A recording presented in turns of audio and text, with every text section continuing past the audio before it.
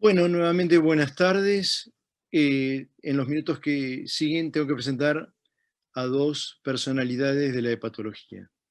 Primero al doctor Roberto Grossman, que lleva el nombre de la conferencia, y luego a la conferencista, la doctora García Tsao. El profesor Grossman nació en Buenos Aires en 1939 y falleció este año en New Haven, Connecticut.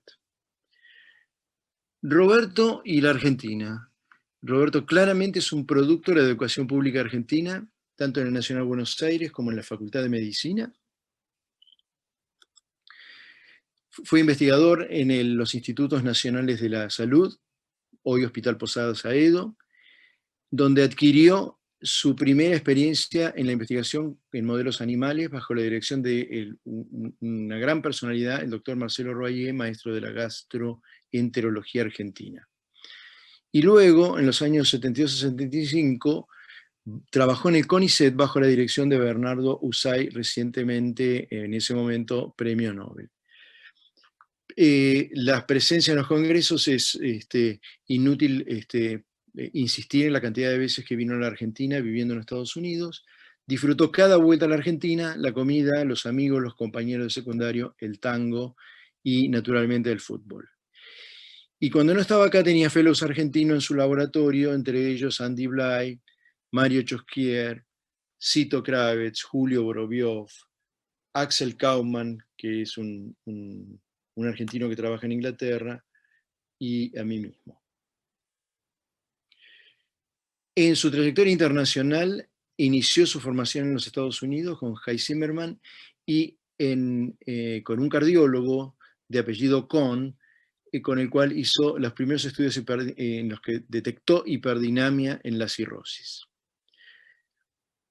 Después de un paso breve por Argentina, en el año 75 volvió a los Estados Unidos al servicio de Harold Kohn en el Living Center de Yale, New Haven, en el complejo con el Veterans Administration Medical Center de West Haven, donde Roberto montó su laboratorio de hemodinamia hepático, desde el cual produciría una gran cantidad de trabajos. Es de hacer notar que desde el año 75 al 2010 él no volvió a mudarse y fue en ese periodo muy prolífico en contestar preguntas clínicas de la cirrosis y desarrolló infinidad de técnicas de microesferas, de Doppler pulsado, perfundió varices artificiales, perfundió colaterales, portosistémicas, hicimos estudios muy profundos de biología, de retorno venoso, y diseñó catéteres para aplicación clínica y estableció los estándares para la medición de la presión portal HBPG. Y realizó 3 prolongados sabáticos, uno para asentar sus conocimientos de fisiología en Cambridge y luego en grandes unidades de patología en París y Barcelona. Muy investigador, es imposible resumirlo, pero es a la vez un gran innovador que fue muy riguroso. Y a partir de una observación hemodinámica, que es la que ya cité, de la hiperdinamia en la cirrosis, hizo su campo de estudio de por vida. De la clínica pasó a la caracterización hemodinámica precisa, de allí a la investigación de los mecanismos básicos subyacentes, y devolvió esto con investigación translacional, regresando al paciente con nuevos paradigmas. Realizó en estas 3 décadas contribuciones científicas mayores. Y lo que es remarcable también, a pesar de ser muy innovador, tuvo constancia en su foco de interés. Y cuando la ciencia divergía de modo tal que ya era imposible entrar en lo básico, sus décadas en Yale le sirvieron para establecer colaboraciones con investigación básica, como la de Bill Cesar, que era un especialista en endotelio, y con los grandes centros clínicos donde era más fácil reclutar gran número de pacientes, como los que aquí ven: Boston, Londres, París, Barcelona. Respecto a nosotros, sus fellows, fue mentor de sus fellows y estableció con nosotros sólidas relaciones personales de por vida. Nos hizo amigos de su familia. Esta foto, que es bastante representativa, lo era así para Roberto, están Roberto en el centro y las personas con las que compartió el liderazgo en hipertensión portal durante 3 décadas: Pierre-Michel Huet de Montreal y Didier Lebrec de París. También se ve ahí a un joven Jaime Bosch de Barcelona. esta es la última diapositiva de esta primera presentación. Roberto se transformó en parte imborrable de nuestra vida, fue y es referente, y todos los que compartimos con él recordamos su conversación con un entusiasmo contagioso. En los últimos años, y afectado de neurosarcoidosis y otras enfermedades, nos enseñó a todos a aceptar y tolerar la enfermedad propia, y nos enseñó a adaptarse y convivir con templanza y sin quejas. Así que con gusto hago esta presentación de la primera conferencia Roberto Grossman. Paso, sin solución de continuidad, a presentar el segundo gigante que tengo que presentar hoy, que es la profesora García Tsao. Guadalupe es profesora de medicina en la Universidad de Yale, en New Haven, Connecticut, es jefa de gastroenterología en la administración de veteranos en West Haven, es directora de la Unidad Clínica y Translacional de Hígado con funding de NIH en la Universidad de Yale, y es editora asociada del New England Journal of Medicine. Su formación la inició en la Universidad Nacional Autónoma de México, donde se recibió de médica, hizo la formación de posgrado en el Instituto Nacional de la Nutrición como residente, con grandes referentes mexicanos en hepatología, y de allí pasó a el Clinical Research Fellowship en la Universidad de Yale en Connecticut. Aquí ustedes ven una foto que pude rescatar. En la extrema derecha está ubicada Lupe, con un joven Roberto Grossman haciendo unas mediciones hemodinámicas. Se ven también a John Polio, a Marta Shea y a Emanuel Sikuler. Y en esta foto ampliada, un poco lo que significó la llegada de Lupe ya como faculty a la Universidad de Yale, un verdadero torbellino, una docente, una actividad imparable, una ayuda para todos los fellows allí presentes. Entró naturalmente en un mundo predominantemente masculino. Ustedes la ven en la primera foto en la extrema izquierda, y la ven luego a la izquierda de Jaime Bosch, ya en una de las reuniones de consenso de Baveno. Mostró en todo ese tiempo fidelidad y colaboraciones de todo el tiempo de vida. Y aquí una foto que me parece bastante emblemática, porque hay cuatro grandes hepatólogos de la Universidad de Yale: Mike Nathanson, el jefe, Lupe, Roberto Grossman, ya pasados unos años, y Jim Boyer, nada más y nada menos. Lupe también tiene otros intereses. Junto a Erika Vila, siempre sintió que está subrepresentada la mujer en ciencia, como ustedes lo han visto en las fotos y en las que siguen también, y entonces intenta proveer soporte para el reconocimiento a las contribuciones científicas de investigadoras en el área de hepatología. Imposible resumir toda la actividad científica de Guadalupe, pero los puntos salientes son la historia natural y los estadios de la cirrosis, la hipertensión portal, sus complicaciones, la peritonitis bacteriana espontánea, que fue tal vez el motivo de su llegada a Yale, el daño renal en la cirrosis, acute kidney injury, el microbioma y translocación bacteriana, cuando nadie hablaba de eso, hemodinamia hepática, el valor de la hipertensión portal clínicamente significativa, los tratamientos farmacológicos y más recientemente el TIPS. Y además se ocupó y profundizó y dio el estándar of care de el Randy-Osler y otras enfermedades como el Budd-Chiari. Tiene más de 100 trabajos originales y una gran cantidad de position papers, una gran actividad en guías de manejo de las complicaciones de la hipertensión portal y la cirrosis, y es un poco la escritora central de los consensos. Lo fue en Atlanta, lo fue en los de Baveno.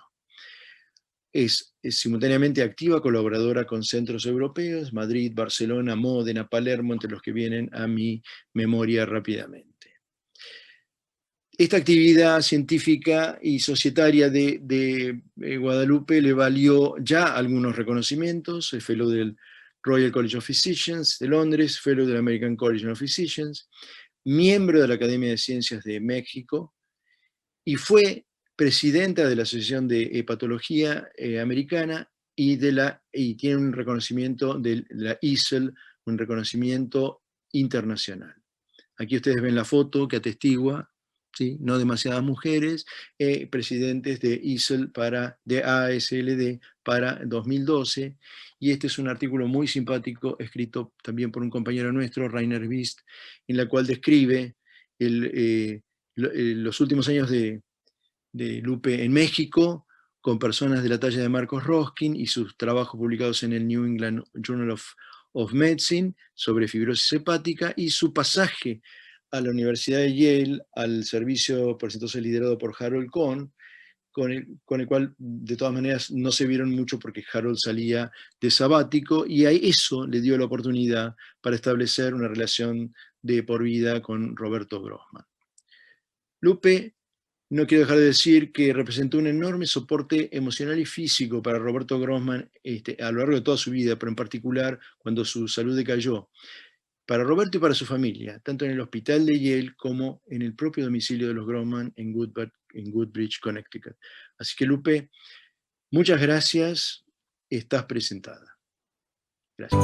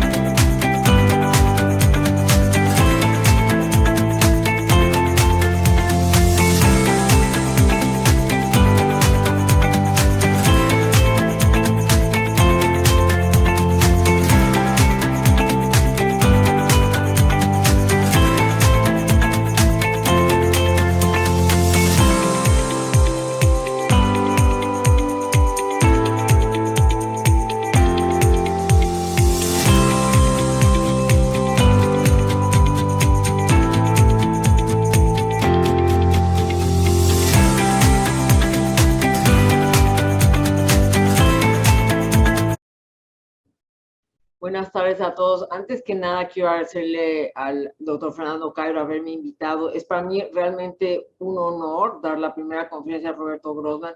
Y quiero agradecerle muchísimo al doctor Conovato esta generosa introducción de tanto Roberto como mías. Lo de Roberto sí vale, lo mío no era para tanto, pero bueno, pero lo que sí es que es un honor para mí estar con ustedes y dar esta conferencia. Y me pidieron que hablara de cirrosis descompensada, y voy a tratar de cubrir esto en lo más que puedo, y nada más recordar nuevamente de que yo no estaría aquí dando esta conferencia si no fuese por Roberto, que fue mi mentor y amigo y parte de mi familia desde más de 30 años. Empecemos a hablar entonces de la cirrosis. ¿Qué es la cirrosis? Y este es un estudio muy importante, prospectivo, de pacientes con más de 500 pacientes del doctor D'Amico, que siguió por mucho tiempo, y fue cuando vio que la sobrevida en general era buena, pero la diferencia total la hacía si el paciente estaba compensado o si el paciente estaba descompensado. El paciente compensado, es decir, que no tenía ascitis ni hemorragia por varices, tenía una sobrevida mediana de alrededor de 15 años, mientras que el paciente descompensado, la sobrevida mediana era de 1.5 años. Entonces, ¿qué son estos factores descompensantes? Y en esta diapositiva ven ustedes que esos son curvas cumulativas, es decir, el 10% se mueren sin haberse descompensado, pero seguramente la más frecuente es la ascitis, que se ocurre en el 33% de los pacientes, y la hemorragia, que ocurre en el 10%. Ya mucho menos frecuentes son la encefalopatía y la ictericia. De manera que nuestras descompensaciones principales, de las que voy a hablar en esa charla, son de ascitis y de hemorragia. Y entonces estos son los estadios. Tenemos un estadio largo asintomático, que es la cirrosis compensada. Luego tenemos la cirrosis descompensada, que se define como hemorragia por varices, cefalopatía, ascitis e ictericia. Y pongo la ictericia de diferente color porque esta se debe totalmente a insuficiencia hepática, no tiene que ver la hipertensión portal. Y lo que lleva a las otras tres descompensaciones, principalmente hemorragia por varices y ascitis, es algo que llamamos hipertensión portal clínicamente significativa, que se define como un gradiente de presión de la vena suprahepática de más o igual a 10 milímetros de mercurio. Entonces, ¿cómo funciona eso? Tenemos el hígado cirrótico, hay una distorsión de la arquitectura del hígado, hay tejido fibroso, hay nódulos de regeneración que hacen que aumente la resistencia dentro del hígado. Esto hace que esta vena porta tenga más trabajo para meter sangre al hígado, aumenta la presión, y eso al principio es una hipertensión leve, con un gradiente de 6 a 10. Lo normal es 3 a 5. Pero esta presión es suficiente para estimular a las arteriolas esplácnicas a hacer más óxido nítrico, lo cual lleva a vasodilatación de estos capilares, de manera que hay más sangre que va hacia el intestino, más sangre del intestino a la vena porta, aumenta el flujo, y esto lleva a una hipertensión portal clínicamente significativa, es decir, un gradiente de más de 10. Y es solo cuando se alcanza este nivel que se abren estas colaterales, las principales siendo las varices, las que se encuentran en la submucosa del esófago y que constituyen las varices. Ahora, al mismo tiempo que hay esta vasodilatación esplácnica, hay también vasodilatación sistémica que lleva a una hipovolemia efectiva, es decir, los vasoreceptores sienten como que hay un underfilling y lleva a la activación de sistemas neuromorales, renina, angiotensina, aldosterona, el sistema nervioso simpático, etcétera, y esas son también retentoras de agua y sodio que llevan a una hipervolemia relativa, aumenta el gasto cardíaco, hay una circulación hiperdinámica, y al mismo tiempo estos sistemas vasoconstrictores llevan a un aumento, una vasoconstricción dentro del hígado que aumenta aún la resistencia, de manera que es como un círculo vicioso. Si ustedes imaginan aumentar la presión sinusoidal en presencia de sodio, de retención de agua y sodio, va a haber formación de ascitis, el primer factor de descompensación, el más frecuente, y cuando aumenta el flujo a través de esas varices, crecen, se rompen y hay hemorragia por varices. Si hay shunting portosistémico debido a estas colaterales, va a haber menos amonio que llega al hígado, de manera que también la encefalopatía hepática está envuelta. Pero para la encefalopatía también fue un lugar muy importante la insuficiencia hepática. Entonces, vamos a hablar de hemorragia por varices inicialmente. ¿Qué es lo que tenemos para tratar a estos pacientes? Y como había dicho Luis, hemos demostrado que en hemorragia hay un aumento en la translocación bacteriana que aumenta aún más esta vasodilatación esplácnica. Vamos a estar hablando mucho de esto a lo largo de la charla. Pero en cuanto a tratamientos, ¿qué vamos a hacer? Número uno, sabemos que esta hipervolemia está llevando a un aumento del flujo y un aumento de la presión, de manera que el paciente que llega con sangrado no hay que sobretransfundir. Por otro lado, ya vimos que hay esta translocación bacteriana, hay que dar antibióticos si el paciente no está infectado en el momento del ingreso, y hay que dar vasoconstrictores intravenosos para causar una vasoconstricción esplácnica. No estamos hablando en esta instancia de beta bloqueadores. Los beta bloqueadores actúan también causando vasoconstricción esplácnica y disminuyendo el gasto cardíaco, pero aquí no estamos hablando de beta bloqueadores intravenosos, y lo he visto que hay gente que le pone a los pacientes en la betalol intravenoso. Los beta bloqueadores en la hemorragia aguda no deben de usarse porque bloquean la respuesta cardíaca al sangrado, de manera que aquí estamos hablando de octrótido, somatostatina o vasopresina.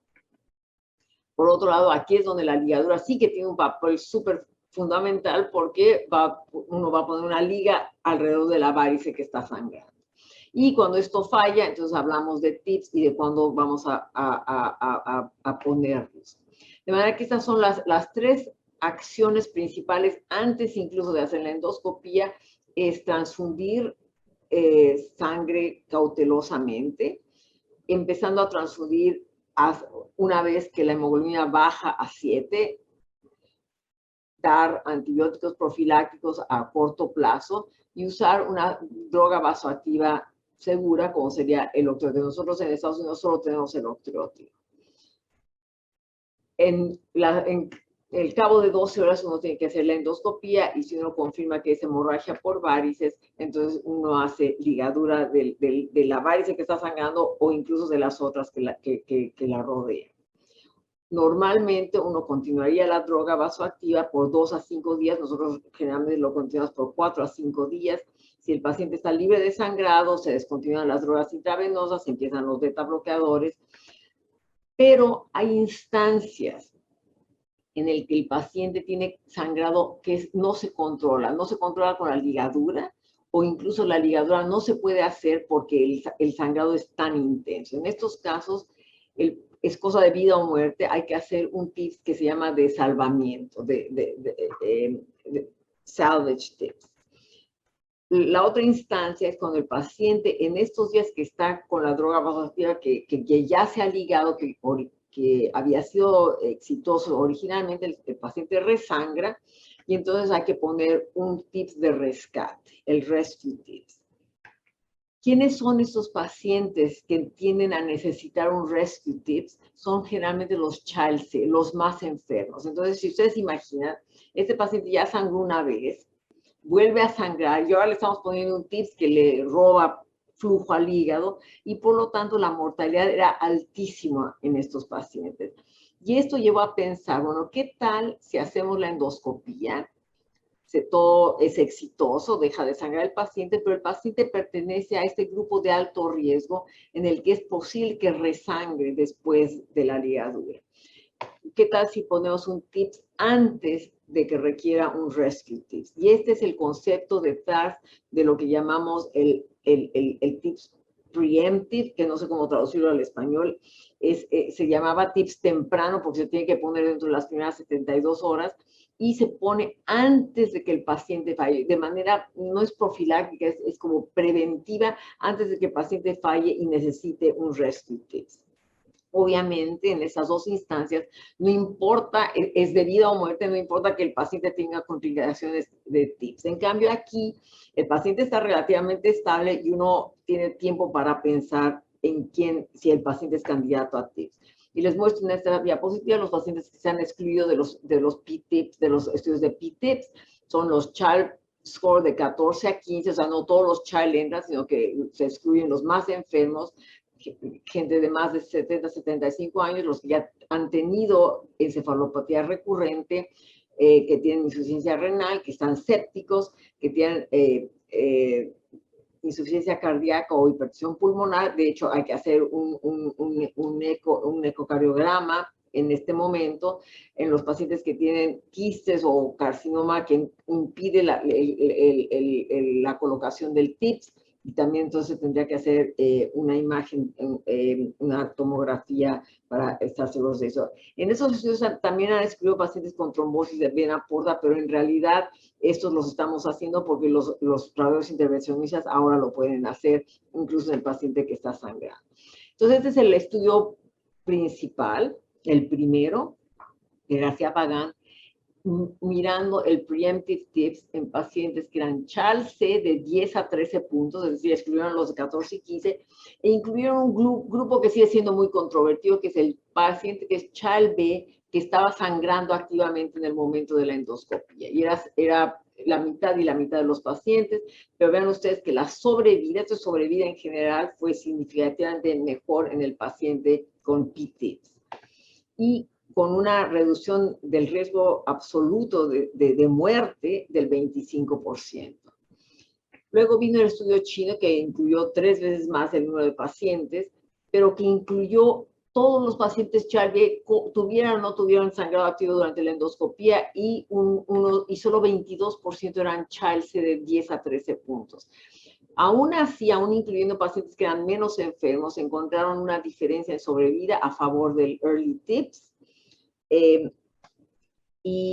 Pero sin embargo, obviamente, la reducción en riesgo absoluto fue menor del 13%. Pero son dos estudios randomizados que muestran una ventaja del PTIPS en sobrevida. Este estudio tenía máximamente pacientes con cirrosis por hepatitis C o por alcohol. Aquí los chinos, obviamente, eran más cirróticos por hepatitis B. Y no sabemos si esto se aplica a pacientes con cirrosis por NASH. Hay otro estudio más randomizado que incluyó un número muy pequeño de pacientes que fue negativo. Esos no encontraron ninguna diferencia de sobrevida. Lo que sí encontraron fueron problemas para poner el TIPS dentro de dentro de esos primeros 3 días. Este último no está incluido en este metaanálisis. Hay un metaanálisis que se publicó a principios de este año, donde incluyen solo 2 estudios randomizados. Los otros son estudios de cohorte, o un estudio muy viejo que incluía TIPS no recubierto.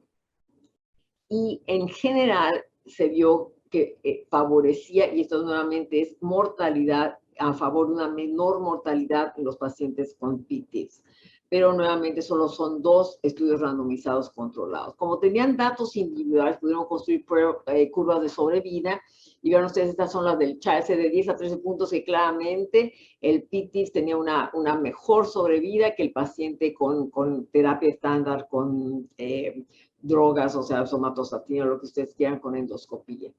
Luego tuvieron la oportunidad de ver a los pacientes B con más cuidado. Y aquí los dividieron en CHAL-B que tuviera más de 7, o el CHAL-B que tenía solo 7, o sea, excluyendo a los de 8 y 9 con sangrado activo. Y estos pacientes que son los menos enfermos, son casi Child-A, por un puntito son Child-A, no encontraron ninguna diferencia en sobrevida. En cambio, en el que tenía 8 o 9 puntos y estaba activamente sangrando en el momento de la endoscopía, encontraron un beneficio. De manera que estos dos parecen ser los grupos que más se benefician de un PTIPS. De manera que ahora, cuando ustedes tengan un paciente con hemorragia por varices, lo primero que hace uno cuando se admite el paciente es calcular el CHAL y decidir que el paciente no es o es un candidato a PTIPS. El PTIPS se debe poner, como dije, dentro de las 72 horas, por eso se llamaba temprano. Y las poblaciones que hasta ahora que sabemos son el CHAL-C de 10 a 13 puntos y el CHAL-B que tiene 8 a 9 puntos, que sangraba activamente en el momento de la endoscopía. Lo que es muy importante es reconocer a los que no son candidatos a TIPS temprano, que son el Child-A. Nunca hay que poner un TIPS en un Child-A. El B7, tenga o no tenga hemorragia activa en el momento de la endoscopía, y el Child-C, que está demasiado enfermo para recibir un TIPS. En el paciente que no es candidato, va a continuar como siempre la droga vasoactiva y solo recibirá TIPS si resangra. Por otro lado, la mayor parte de los pacientes no resangran y uno empezaría entonces al cabo de 5 días profilaxis secundaria con beta bloqueadores y ligadura. Esto es el resultado de muchísimos estudios. Si ustedes no tratan a un paciente que ha sangrado, el 60% va a resangrar. Y el tratamiento a lo largo de miles de estudios, vean ustedes que la mejor es la combinación de ligadura con drogas. Pero, sin embargo, todos estos estudios se hicieron antes de que aprendíamos a estratificar a los pacientes en compensados versus descompensados. O sea, que aquí había de todo, compensados y descompensados. Y Con este conocimiento hicimos con el doctor Albillos un metaanálisis individual en el que a 4 estudios randomizados que comparaban ligadura con ligadura más beta bloqueadores les pedimos los datos individuales de los pacientes.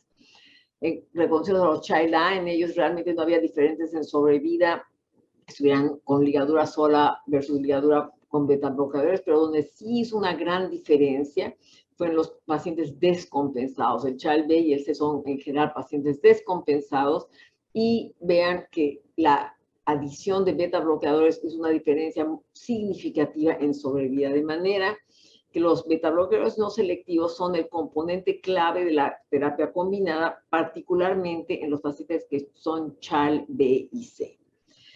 Ahora, hay toda esta, la idea de que en el paciente con ascitis, porque esos son pacientes que mayormente tenían ascitis, si estos bloqueadores tenían un efecto deleterio en estos pacientes. Y les voy a mostrar, no todo el paciente con ascitis es el mismo. Este estudio es un estudio súper bueno del grupo del doctor Albillos, en el que dividen los pacientes en aquellos que responden a diuréticos y en aquellos que tienen ascitis refractaria. Y miraron la función sistólica, la función cardíaca y la presión de perfusión renal. En los pacientes con ascitis que responde a diuréticos no hubo un cambio significativo en función cardíaca, y aunque hubo una disminución significativa en la perfusión renal, solo un paciente bajó por debajo del umbral de perfusión renal que perfunde realmente a los riñones. En cambio, en los pacientes con ascitis refractaria, no solo hubo una disminución en la función cardíaca con el beta bloqueador, que en este caso era propanolol, sino que también hubo una disminución significativa en la perfusión renal, y la mitad, más o menos, 55% de los pacientes disminuyeron la presión de perfusión renal por abajo del nivel umbral que perfunde a los riñones. Y de hecho, 4 de ellos desarrollaron síndrome hepatorrenal. Ahora, ¿qué pasó con la otra mitad de los pacientes? Estuvieron bien, y esto no está en el paper, pero en conversación con el doctor Telles, sabemos que estos pacientes fueron los que no disminuyeron la presión arterial. De manera que se pueden utilizar claramente en el paciente con ascitis que responde a diuréticos, pero los betabloqueadores uno tiene que tener cuidado en el paciente con ascitis refractaria y tratar de mantener la presión arterial media más de 65 o la presión sistólica más de 90. Ahora, ¿qué hacemos? ¿Cuál es el papel de TIPS en los pacientes que han sangrado? Ya encontramos el TIPS temprano, pero después, una vez como para profilaxis secundaria, ese es el único estudio usando TIPS recubiertos de profilaxis secundaria de hemorragia por varices. Y claramente es mucho mejor el TIPS en cuanto a resangrado que la endoscopía con los beta bloqueadores. Sin embargo, el problema de siempre ha sido la encefalopatía, que siempre es mayor en el paciente con TIPS.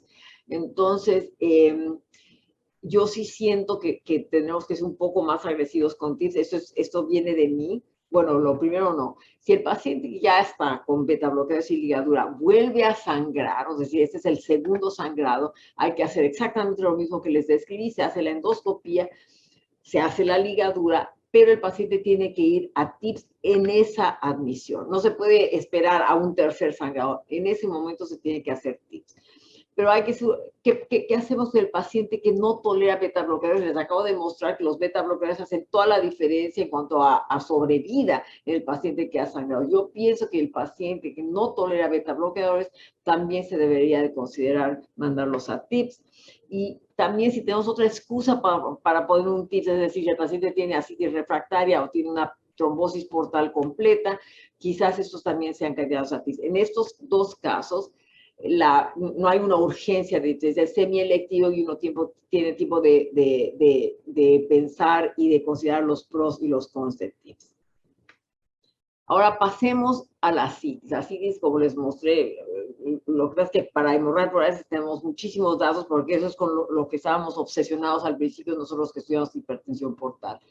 La ascitis es no solo la más frecuente, sino la peor de las complicaciones de la cirrosis, y porque define muy bien lo que es esta descompensación que yo llamo de descompensación ulterior, en las que ya la ascitis no está respondiendo a diuréticos, hay hiponatremia y hay insuficiencia renal aguda. Aquí el driver es la hipertensión portal clínicamente significativa. Para este estadio de descompensación ulterior, son la inflamación y una vasodilatación lo que llevan a estas complicaciones. Y esto es cómo funciona. Como les mostré al principio, hay aumento en la presión sinusoidal, hay líquido que sale a la cavidad peritoneal, se forma ascitis, pero esto tendería a ser un fenómeno limitado. Sin embargo, hay inflamación, hay translocación bacteriana que lleva a esta vasodilatación, disminución de la presión arterial media, activación de sistemas neuromorales, llevan a retención de sodio, esto viene con retención de agua, se rellena el sistema vascular y se perpetúa la formación de ascitis. Conforme el paciente se vuelve más enfermo, hay más inflamación, más vasodilatación, una mayor disminución de la presión arterial media. Entonces ahora el paciente está reteniendo sodio más ávidamente y deja de responder a diuréticos, la ascitis se vuelve refractaria. Si además de sistemas, uno de los sistemas neuromorales es hormona antidiurética, y si esta se sobreexpresa va a haber retención de agua y lleva a hiponatremia dilucional. Y finalmente, con estos sistemas neuromorales que son vasoconstrictores, llevan a vasoconstricción renal y a síndrome hepatorrenal, de manera que la ascitis refractaria, y la hiponatremia y el síndrome hepatorrenal son todos un continuo de una alteración progresiva de las alteraciones hemodinámicas que suceden en pacientes con cirrosis descompensada. Entonces, ¿qué hacemos con la ascitis? Donde actuamos abajo de la cascada fisiopatológica. Le damos restricción de sodio y diuréticos. Y el problema con eso es que a veces se nos pasa la mano, hay una disminución en el volumen arterial efectivo, más activación de sistemas neuromorales, llevamos a hiponatremia o a insuficiencia renal aguda, una azotemia prerrenal. Entonces, y de hecho, la azotemia prerrenal es la causa más común de AKI en el paciente con ascitis. De manera que hay que tener mucho cuidado. No, esto no es edema pulmonar. Hay muchos fellows que acaban de terminar medicina interna que creen que la ascitis es como el edema pulmonar. No. Esto uno puede ir lentamente. No salvamos la vida de ningún paciente, no tiene ningún efecto en sobrevida. Lo único que queremos hacer es que el paciente se sienta más confortable. Cuando la ascitis es tensa o hay ascitis refractaria, ¿qué hacemos? Esto es todavía más abajo de la cascada fisiopatológica. Hacemos una paracentesis de alto volumen. Esto es lo que hacían los egipcios, ponían una aguja y sacaban el líquido. No tiene nada que ver con la cascada fisiopatológica. No solo eso, sino que al hacer una paracentesis, esto lleva a una mayor vasodilatación, que es lo que llamamos el síndrome de disfunción circulatoria post-paracentesis o PCD. Y esto es una mayor vasodilatación que lleva a una disminución del volumen arterial efectivo, activación de sistemas neuromorales, retención de agua, hiponatremia y daño renal agudo. ¿Cómo hacemos para prevenir que esto suceda? Damos albúmina. Y esto se ha mostrado que previene el PCD, dar albúmina, porque no solo aumenta el volumen arterial efectivo, sino también puede llegar a fijar sustancias vasodilatadoras y actuar como un vasoconstrictor, y puede fijar citoquinas de manera que actúa también con inflamación. De manera que ahora cuando hacemos una paracentesis se recomienda dar una infusión de albúmina, 6 a 8 gramos por cada litro de ascitis que se saca, cuando la paracentesis es de más de 5 litros. Ahora, si el paciente ya tiene AKI, ya tiene insuficiencia renal aguda, tenemos que evitar la paracentesis de alto volumen o quitar menos de 3 litros. Ahora, la cuestión es, todo esto, hemos estado hablando de procedimientos o de tratamientos que actúan muy abajo de la cascada fisiopatológica. ¿Qué tal si damos albúmina? ¿Es útil la albúmina per se en el paciente con ascitis? Ay, no sé qué pasó aquí. Se regresó. Aquí está. Y tenemos el estudio de Caraceni, que randomizó pacientes a albúmina intravenosa cada semana versus terapia estándar. No era placebo, ese era un estudio abierto. y encontraron que entonces la sobrevida era mejor en los que recibieron albúmina, y no solo eso, la albúmina estaba asociada con menores menos necesidad de paracentesis, menos hiponatremia, menos peritonitis bacteriana y menos síndrome hepatorenal. Muy impresionante. El problema de este estudio es justamente que no era controlado con placebo, de manera que los que venían para la albúmina cada semana venían al hospital cada semana y los veía su médico, mientras que el paciente randomizado a terapia estándar se iba y venía cada 2 o 3 meses, de manera que esto es el problema con este estudio. De hecho, hay otro estudio en el que se miró, este sí es un estudio con doble placebo, que se dio albúmina y midodrina, que tiene sentido porque es un vasoconstrictor más, más la albúmina, y encontraron ninguna diferencia en los dos grupos, en el grupo tratado ni en el grupo con doble placebo. Y no solo en sobrevida, sino también en la necesidad de hacerles paracentesis, insuficiencia renal, hiponatremia, infecciones bacterianas, encefalopatía o hemorragia digestiva. De manera que tenemos dos estudios. Estos pacientes tenían un MEL de 12, estos pacientes tenían un MEL de 17, de manera que a lo mejor es más aplicable la terapia en los pacientes que están menos enfermos. Sin embargo, en base a estos estudios, las nuevas guías del AASLD dijeron que no se puede hacer ninguna recomendación en cuanto a usar albúmina cada semana en los pacientes externos en la práctica diaria. Ahora, el otro tratamiento que actúa en la parte superior de la cascada patogénica es el TIPS, porque el TIPS número 1 totalmente alivia la hipertensión sinusoidal y al mismo tiempo aumenta el volumen arterial efectivo. Y este es nuevamente el único estudio de TIPS usando stents recubiertos en pacientes con cirrosis y ascitis recurrente. No era propiamente ascitis refractaria, sino recurrente, y lo definían como 2 paracentesis con un mínimo intervalo de 3 semanas. El grupo de TIPS, vean ustedes, esto es sobrevida, nuevamente fue mejor que el paciente con paracentesis y albúmina, pero ojo, siempre en esos estudios uno tiene que mirar cuáles son los pacientes que se excluyeron, y excluyeron pacientes que requerían paracentesis cada 2 semanas. Nosotros casi estamos pensando en TIPS cuando el paciente viene cada semana. Esto es ya demasiado tarde. El CHAR de más de 12, ictéricos, insuficiencia renal, que tuvieran encefalopatía recurrente, al igual que el TIPS para hemorragia por raíces, la falla cardíaca o la hipertensión pulmonar son contraindicaciones. El paciente que está séptico, el paciente con trombosis portal completa, aunque como dije antes, esto no es una contraindicación absoluta. Al final, en ese estudio, terminaron haciendo una mediana de 4.5 paracentesis en los últimos 3 meses en el grupo con paracentesis, es decir, cada 3 semanas, y el MEL mediano era de 12. Es decir, nuevamente, son pacientes que están menos enfermos.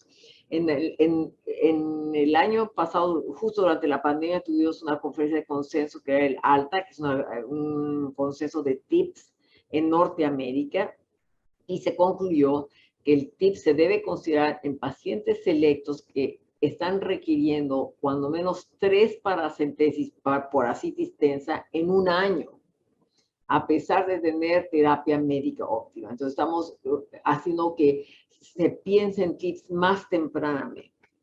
Ahora, como les decía, ¿qué es lo que hace TIPS? Esto es el TIPS, es un stent que comunica la vena porta y los sinusoides que dan hipertensos con una vena hepática que es normotensa, descomprime los sinusoides hepáticos y transfiere toda la sangre que está aquí en la circulación esplánica a la circulación central, y esto aumenta entonces el volumen arterial efectivo.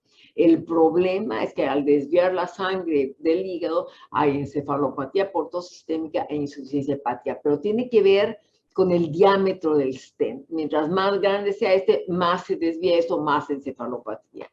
Entonces, una de las conclusiones principales del consenso de ALTA fue que se debe de usar, número 1, los nuevos stents que son de una expansión controlada, es decir, uno puede ir dilatándolos poco a poco. Y se recomendó que se hiciera un procedimiento estadiado, es decir, basados en la evaluación clínica. Primero empieza uno con 8 milímetros, un tan pequeño, mira al paciente en 6 meses, si todavía tiene ascitis, se vuelve a hacer, el procedimiento se dilata, el stent a 9 y en otras 6 semanas a 10. Y esto también evalúa si el paciente tiene o no tiene encefalopatía. Y esta fue una recomendación que habrá que ver cómo funciona en estudios clínicos. Vamos a hablar de insuficiencia renal aguda. El desarrollo de insuficiencia renal aguda es lo peor que le puede pasar a un paciente con cirrosis y esta se define como un aumento de la creatinina sérica de más de 0.3 dentro de las 48 horas. O si el paciente está llegando al hospital por primera vez, si tiene una creatinina dentro de los últimos 3 meses, un aumento del 50% de esta creatinina dentro de los 3 meses. Cuando este paciente llega, lo primero que tienen que hacer, y todos nosotros somos clínicos, hay que ver el contexto clínico en el que se está presentando el paciente. Está sangrando, acaban de iniciarse los diuréticos, está séptico, etc. Ver el sedimento urinario y biomarcadores. Nosotros no tenemos los biomarcadores, tenemos el FENA y tenemos la fracción excretoria de sodio y tenemos albúmina urinaria, pero no tenemos NGAL y hace un ultrasonido renal. Si en base a todo eso uno decide que eso es algo estructural, lo mandamos al nefrólogo y no hay necesidad de darle albúmina, sobre todo si el paciente está oligúrico, uno no quiere expandir el volumen.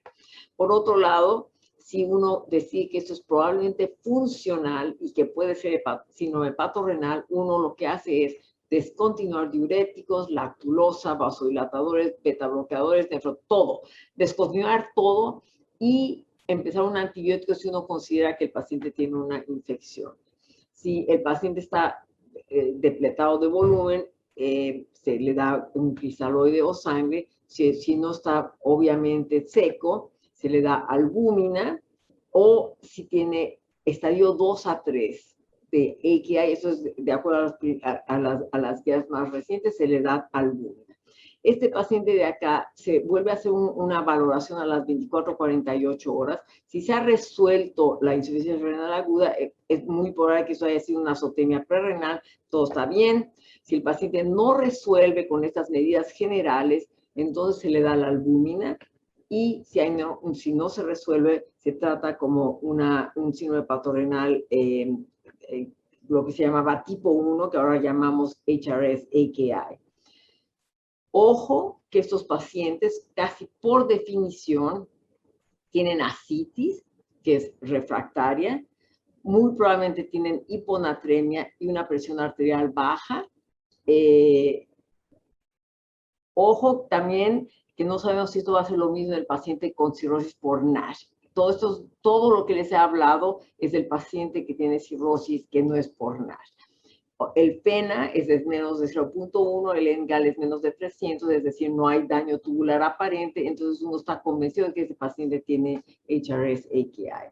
¿Y cómo tratamos a estos pacientes? Los tratamos con vasoconstrictores, porque este es el driver principal del síndrome hepatorenal, y también damos albúmina por las razones que les había mencionado antes.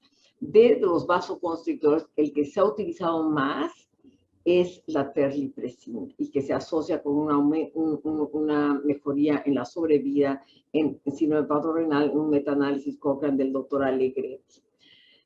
El problema es que nosotros no tenemos terlipresina y ha habido 3 estudios randomizados controlados doble ciego de terlipresina versus placebo en Norteamérica. El tercero finalmente fue uno exitoso. Es decir, este estudio de terlipresina versus placebo mostró que el primary endpoint, que era un endpoint un poco complicado, que eran 2 creatininas consecutivas de menos de 1.5, que con lo menos estuvieran 2 horas separadas y con sobrevida sin diálisis por 10 días. Esto fue significativamente mejor en el grupo por terlipresina. Vean ustedes, el éxito fue un 32% versus 17% con placebo, y esa es la primera vez que se mostró un cambio significativo.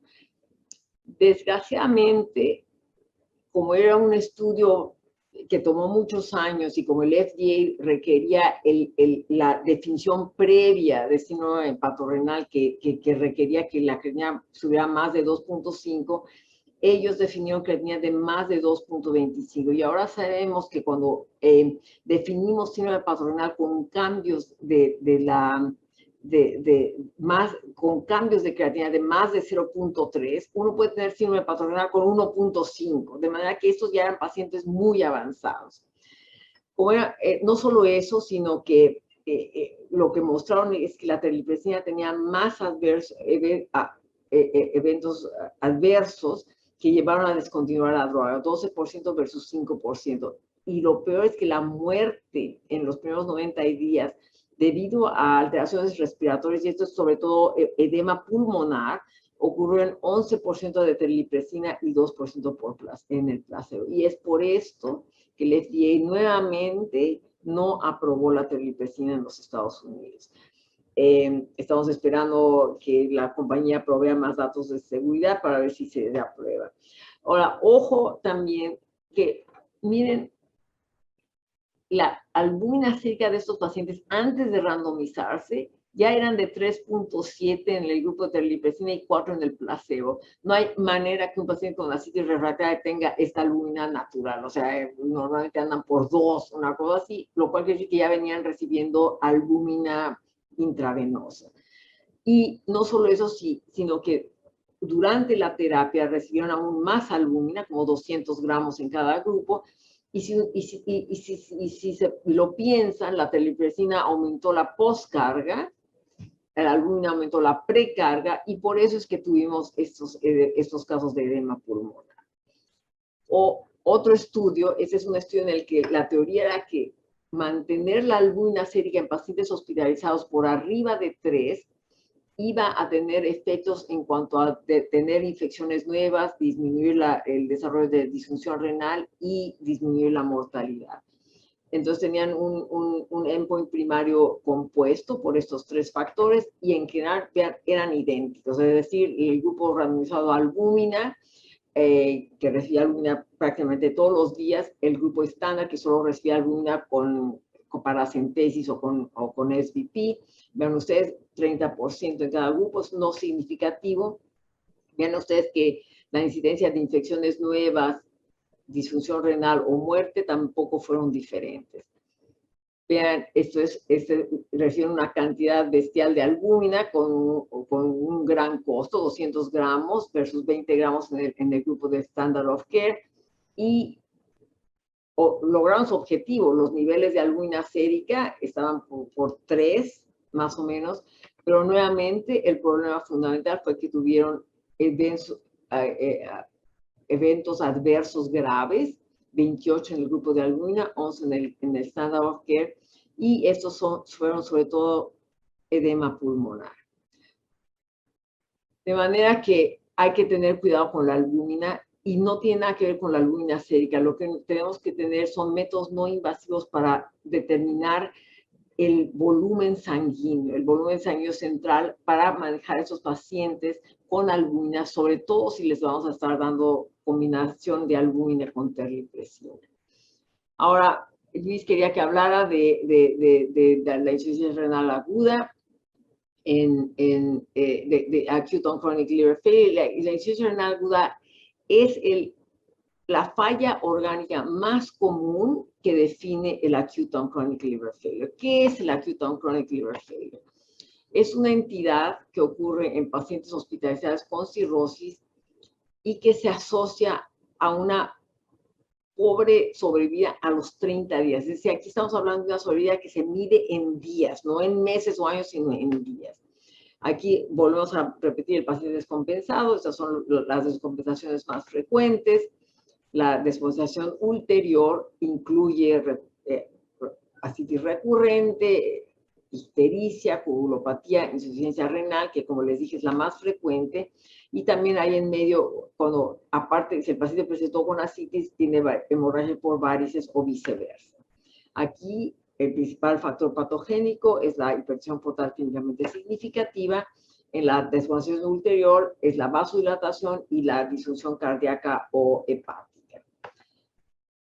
Como ya les venía diciendo, esto se debe a un estado inflamatorio, pero en el acute on chronic liver failure hay un estado inflamatorio agudo.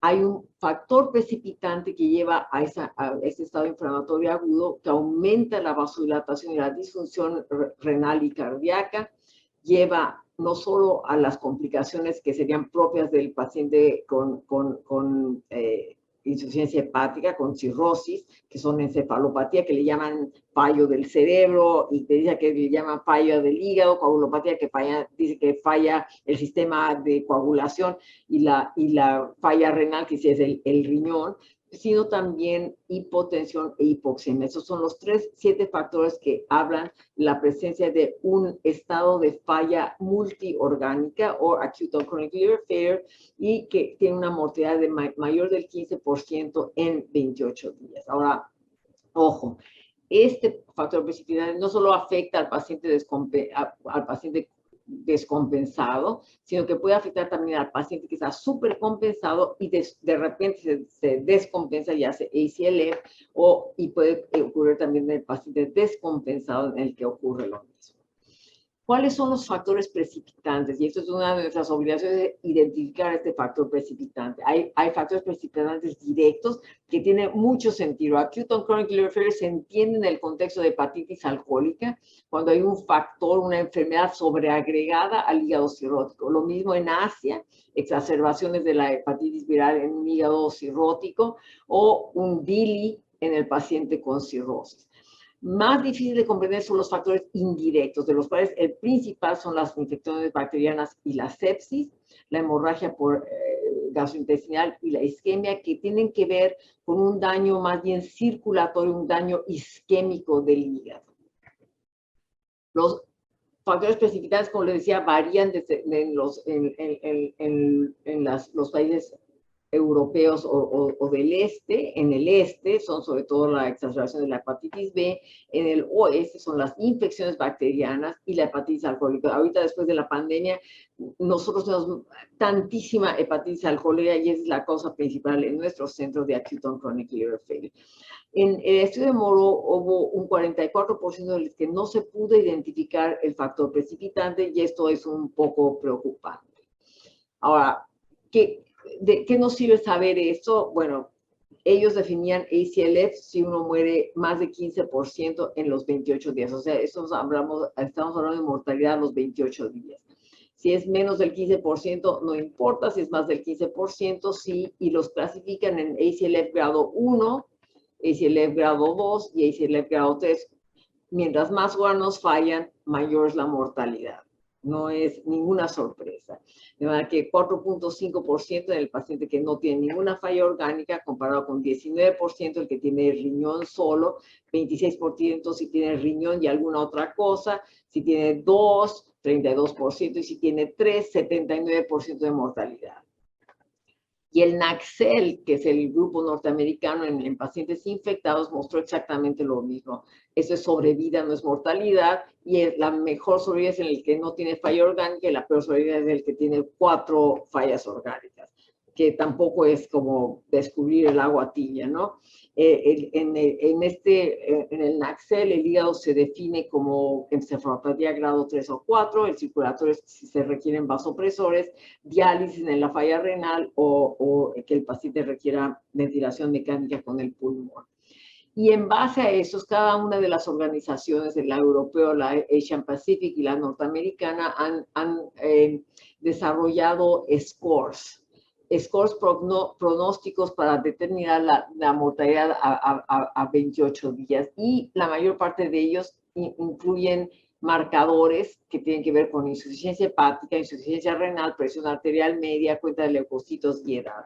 El más utilizado es el CLIF-C, Acute on Chronic Liver Failure Score, que es el CLIF-C, que va de 0 a 100, pero lo que más se usa también son los grados, como les mostré, el ACLF grado 1, 2 o 3. Y lo que es más interesante es que en realidad uno puede evaluar esto en el momento en el que llega el paciente al hospital, pero es mucho más predictivo el ACLF, el grado de ACLF a los 3 a 7 días.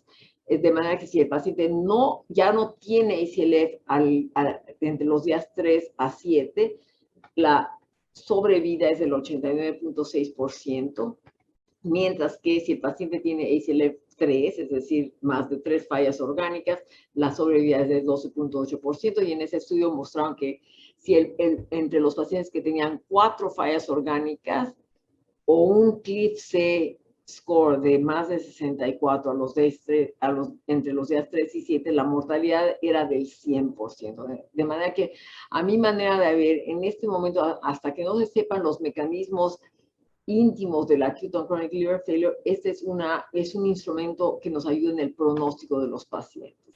Esto se resume en lo que es el ACLF. Nuestra misión es identificar y tratar el factor precipitante. Luego hay que apoyar las fallas orgánicas y el cuidado intensivo. Esto es todo lo que uno puede hacer en este momento para ACLF. No hay un tratamiento específico para esta entidad.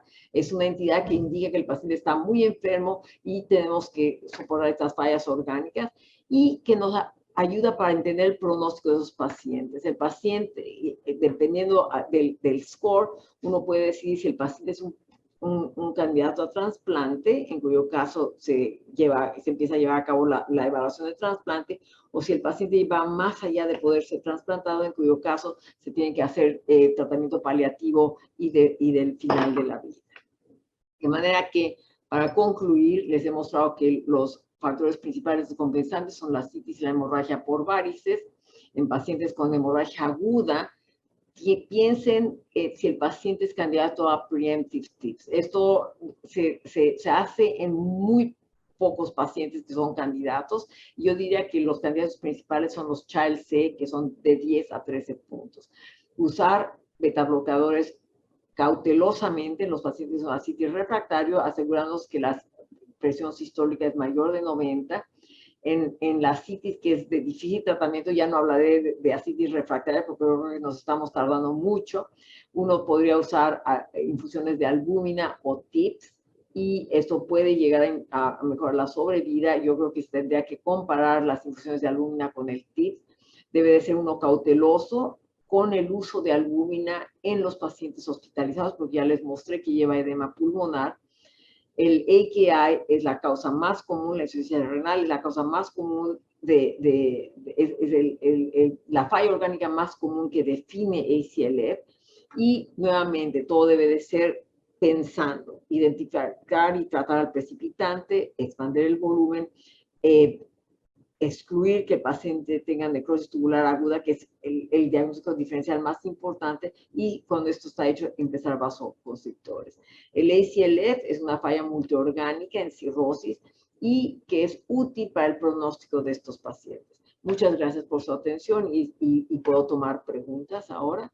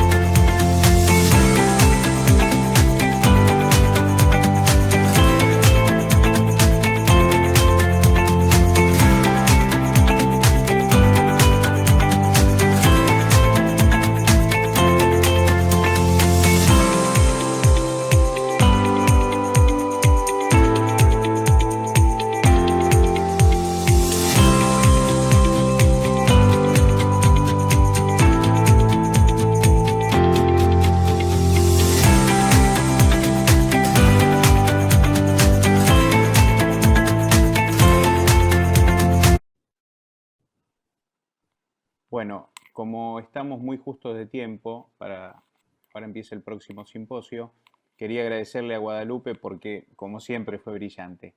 Es decir, cuando uno escucha una conferencia así, le da ganas de seguir estudiando hepatología.